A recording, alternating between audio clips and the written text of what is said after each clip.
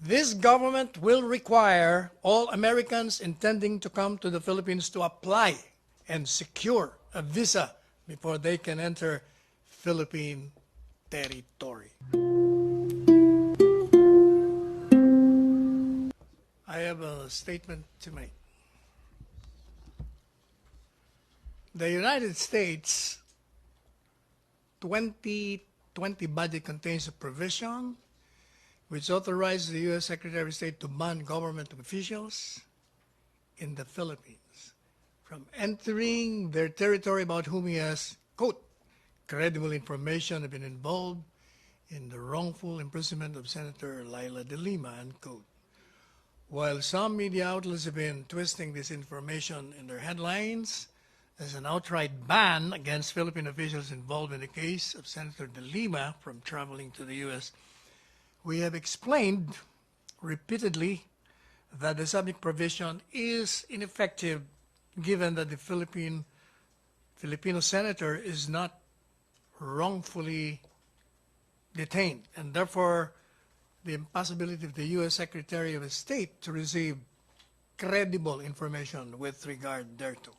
Should a ban from entry into U.S. territory be enforced against Philippine officials involved in or by reason of Senator de Lima's lawful imprisonment, this government will require all Americans intending to come to the Philippines to apply and secure a visa before they can enter Philippine territory. Meanwhile, the Philippines is immediately ordering the Bureau of Immigration to deny U.S. Senators Dick Durbin and Patrick Leahy, the imperious, uninformed, and gullible American legislators who introduced the subject provision in the 2020 budget entry to the Philippines. The case of Senator de Lima is not one of persecution, as we repeatedly said. It's one of prosecution. In fact, it is already being tried by our courts. And no less than the highest court of the land, the Supreme Court, has ruled on the validity of her detention as being lawful and valid. No other state can dictate upon our officials, judges, and justices the method upon which we enforce and interpret our own laws vis-a-vis those who are believed to have committed a violation against our laws. We reiterate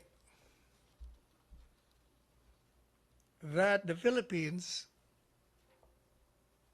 and we address this specifically to the senators named, as well as those who approve that provision, that we, the Philippines, is an independent and sovereign state, and it stands in parity with all other states, including the United States.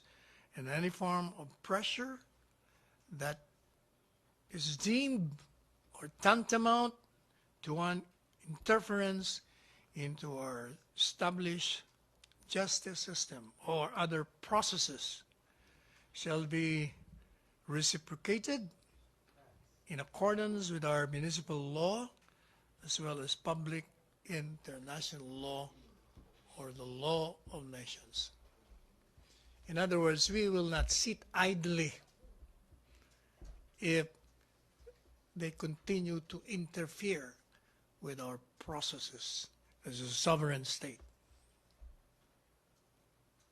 Question, MPC. Henry.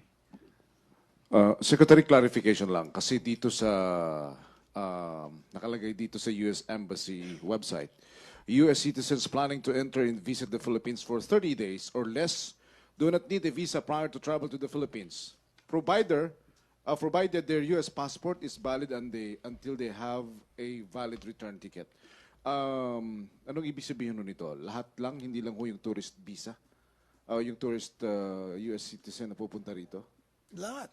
Lahat na? Kung i-enforce nila, yun ang kulatila doon. If they will enforce this provision in the U.S. budget, then we will be compelled to require all Americans entering into this country to secure a visa before they can Regardless be of their allowed entry. purposes? Regardless of their purposes, Secretary? Regardless. Okay. Thank you, Henry. Julie, pagkatapos si Joseph. Sir, was this the decision of President Duterte to impose? Yes, Okay. When did he communicate this desire? to me, When, sir? last night, he asked me to issue this statement. Can you tell us, sir, how he shared with you yung decision niya to impose Yun, this? kung ano yung sinabi ko, exactly what he said. Sir, will this affect, halimbawa, many Filipinos are also U.S. citizens na rin. Will this ban also affect? Will this All requirement Americans, also if affect? you, if you are a U.S. citizen, then you are an American. Okay, sir.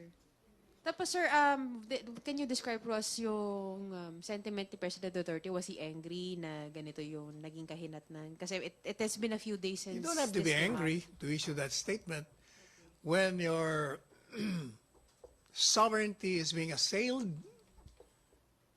If you're the head of a state, that is the natural course of action that one takes. Julie, follow up. Joseph. Okay na, Joseph? Ina? Okay na tayo doon sa issue? Pia? Sir, did the President take into account the possible repercussions or negative effects that it will have to Philippine tourism, for example, and the Philippine economy? When the president makes a decision, all circumstances are factored in. All right, sir. Thank you. Thank you, Pia. Follow-up? Any more follow-up regarding the issue? No more? Ina?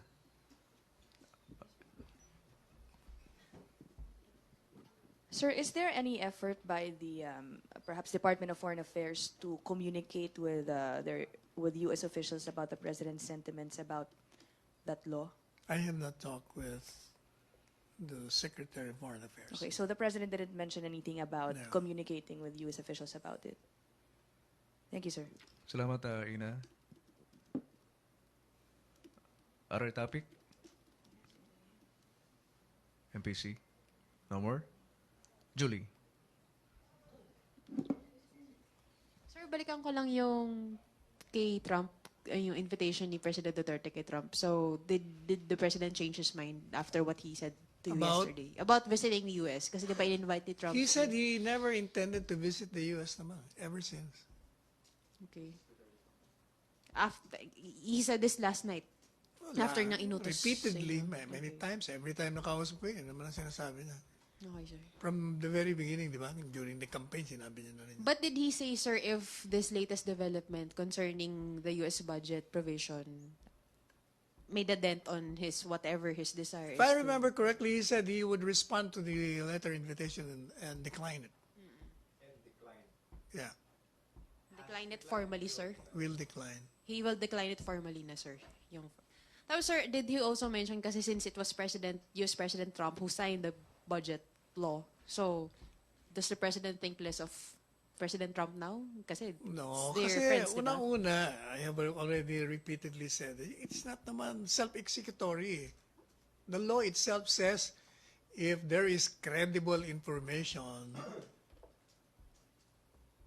received by the one who will decide, and the one who will decide will be the Secretary of State. And that is why even the ambassador, as I related to you when we had an encounter in one party the other night, said, eh, sa Congress naman yan. So it's safe to say, sir, that President Duterte does not hold it against U.S. President Trump if No. he signed a budget law containing that No. provision, even if it's conditional. No. Okay, thank you, sir. Thank you, Julie.